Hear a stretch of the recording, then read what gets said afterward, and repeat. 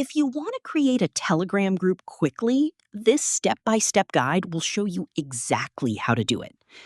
First, open the Telegram app and tap on the menu icon or the pencil icon, depending on your device.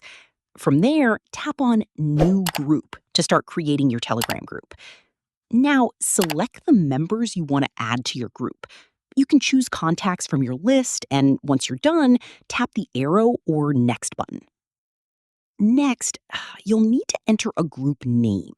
Make sure to choose a clear and relevant name, especially if you're creating a group for business, study, or community purposes. You can also add a group profile picture to make it look more professional. After that, you'll see additional settings, like auto-delete messages on Telegram. This is optional, but you can set a timer if you want messages to disappear automatically. Once everything looks good, tap on Create to finalize your Telegram group. And that's it. You've successfully learned how to create a Telegram group, add members, and customize settings. If this helped, feel free to check out more Telegram tutorials, group settings tips, and messaging guides on the channel.